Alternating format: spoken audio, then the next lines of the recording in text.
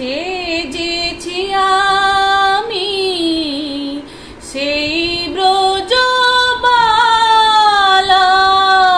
লাজে সলাজে গেথেছি যে মালায় সেজেছি আমি সেই ব্রজবালাই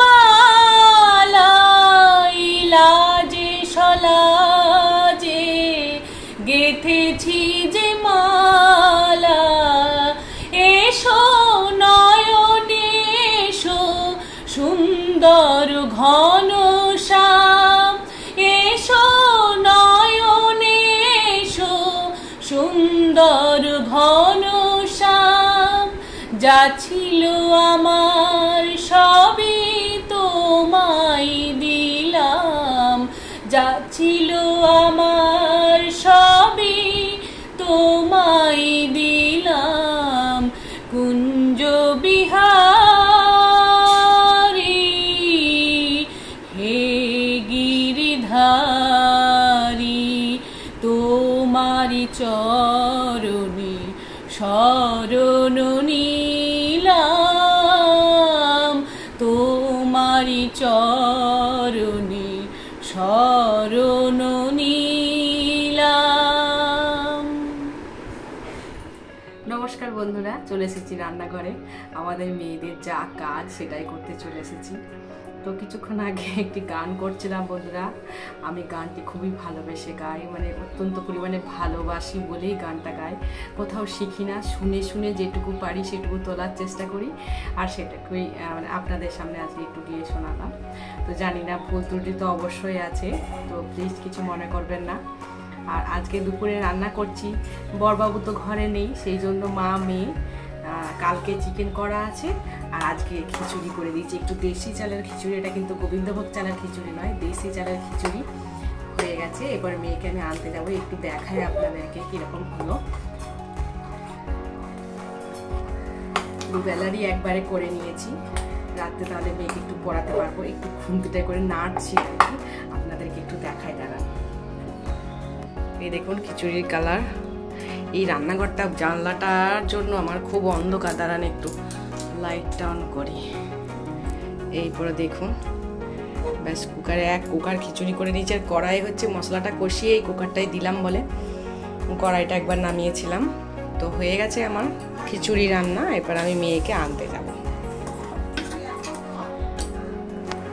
একবার রান্না করে খেয়ে দেখুন, এই দেশি চালের খিচুড়ি পেঁয়াজ রসুন আদা দিয়ে করা বলে গন্ধটা খুব সুন্দর লাগে। আর সাথে চিকেন, এই মাংস দিয়ে একবার খিচুড়ি খেয়ে দেখুন, খুব ভালো লাগবে, দারুণ। মা মেয়ে নিয়ে বসে গেছে খিচুড়ি আর কষা মাংস, খেতে খুব সুন্দর হয়েছে। একবার খেয়ে দেখুন, ভালো লাগবে বন্ধুরা। তো বন্ধুরা, রাত্রেও সেই একই খাবার বলেইছিলাম যে আমি দুবেলারই রান্না করে নিচ্ছি। এমনিতেও আমাদের দুবেলা রান্না হয়ে যায়, আজকে তার ব্যতিক্রম হয়নি। তো রাত্রেও খাওয়া দাওয়া কমপ্লিট, মেয়েও উঠে সোফায় বসে আমার একটু ভিডিও করে দিচ্ছে। আমি এবার বাসনগুলো ধুয়ে রাখবো, কারণ আগামীকাল বৃহস্পতিবার অনেক চাপ থাকে। সকালে দিয়ে আসা, নিয়ে আসা, মেয়ে টিফিন করে দেওয়া, তারপরে বাসি কাজ তো থাকেই। সেই জন্য বাসনগুলো আজকে ধুয়ে রাখি, তাহলে অনেকটা এগিয়ে থাকবে। আর রান্নাঘরটাও একটু মুছে টুছে, গ্যাসের বার্নারগুলো সব পরিষ্কার করে মুছে নেব, তাহলে অনেকটা শান্তি আর কি। মানে উঠেই আমি রান্নাঘরে ঢুকে পড়বো, সঙ্গে সঙ্গে মেয়েকে টিফিন একটা বানিয়ে দিতে হবে, ও খেয়ে যাবে প্লাস নিয়ে যাবে, তারপরে ওর স্কুলের রেডি করা ওকে, তারপরে ওকে দিয়ে আসা, এসে আবার নিজের চর্চা। আর বৃহস্পতিবারের পুজো করতে অনেকটা সময় লাগে, মানে সব ঠাকুরকে নামিয়ে পরিষ্কার টরিষ্কার করে লক্ষ্মীবারের পুজো তো একটু দেরি হয় আমার। তো তারপরে আবার রান্না থাকে, তাহলে কালকে অনেকটা চাপ। আর এই বাসন কটা ধুয়ে যদি রাখি না, অনেকটা কাজগুলো এগিয়ে যায়। এদিকে আমার বাসন মাজা প্রায় শেষের দিকে চলছে। ভগবান আমাকে এমন একটা রোগের জন্য কষ্ট দিচ্ছে, মানে এই কষ্টের কোনো লাঘব হবে না, এটা বয়ে নিয়ে যেতে হবে। তো সেই কষ্টটা নিয়েই আমাকে কাজগুলো করতে হচ্ছে, কিছু করার নেই। শরীরটা সত্যিই ভালো নেই, আর রোজ রোজ ভালো নেই কথাটা আমার বলতে নিজেরই খারাপ লাগছে। তো তো সেই জন্যই কষ্ট হলেও হাসি মুখে কাজগুলো করছি, চেষ্টা করছি। এবার যখন খুবই যন্ত্রণা হচ্ছে তখন হয়তো গিয়ে শুয়ে পড়ছি, এরকম একটা ব্যাপার। কিছুটা সময় রেস্ট নিয়ে আবার কাজটা করছি, যার ফলে ধীরে ধীরে কাজটা হচ্ছে, একটু সময় নিচ্ছে আর কি। যাক, বাসনগুলো মাজা হয়ে গেছে, এরপর চটপট ধুয়ে ডাব্বাটার মধ্যে ঢুকিয়ে দেব। তারপরে হচ্ছে ওই বেশ সিঙ্কটাকে, রান্নাঘরের সিঙ্কটাকে ভালো করে পরিষ্কার করে রাখবো, কারণ মাংস খাওয়া বাসনপত্র ছিল, পুরো প্রচুর তেল লাগে থাকে, ভালো করে একটু ধুতে হবে, নাহলে খুব গন্ধ লাগে।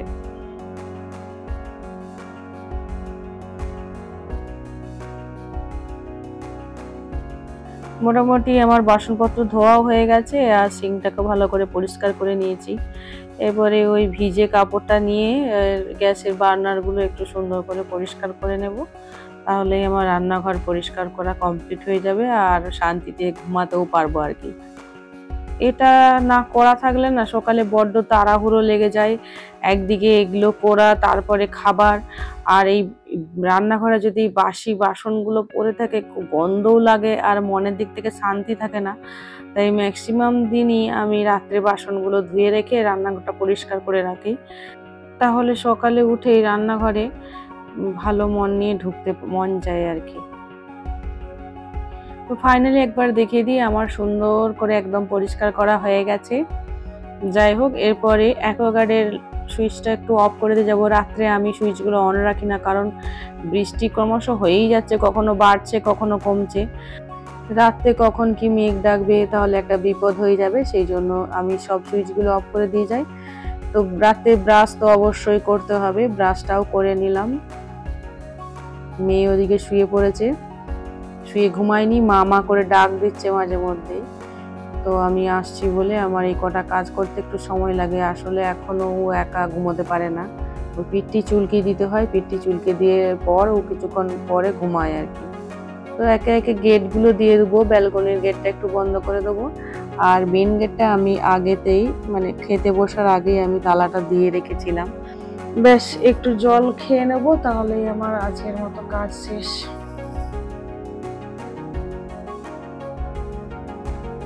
তো বন্ধুরা, রাত্রি 11:15 বাজে, আজকের মতো আমার দিনটি শেষ এখানেই। তো আগামীকাল তো বৃহস্পতিবার, সেই জন্য একটু কাজ একটু আগিয়ে রাখলাম, রান্নাঘরটা পরিষ্কার থাকলে অনেকটা সুবিধা হয়। তো কুঞ্জবিহারীর নাম করে আজকে ব্লগটা শুরু করেছিলাম, সেই রাধাকৃষ্ণের নাম করে আজকে ব্লগটা আমি শেষ করব। হরে কৃষ্ণ কৃষ্ণ কৃষ্ণ হরে হরে, হরে রাম রাম রাম হরে হরে, হরে কৃষ্ণ কৃষ্ণ কৃষ্ণ হরে হরে, হরে রাম রাম রাম হরে হরে, হরে কৃষ্ণ কৃষ্ণ কৃষ্ণ হরে হরে, হরে রাম রাম রাম হরে হরে। জয় রাধা মাধব, হরে কৃষ্ণ। শুভরাত্রি বন্ধুরা, আজকের মতো আসি। আপনারা সকলেই ভালো থাকবেন, সুস্থ থাকবেন, সাবধানে থাকবেন। দেখা হচ্ছে আগামীকাল আবারও একটি নতুন ব্লগ নিয়ে। Tata, by.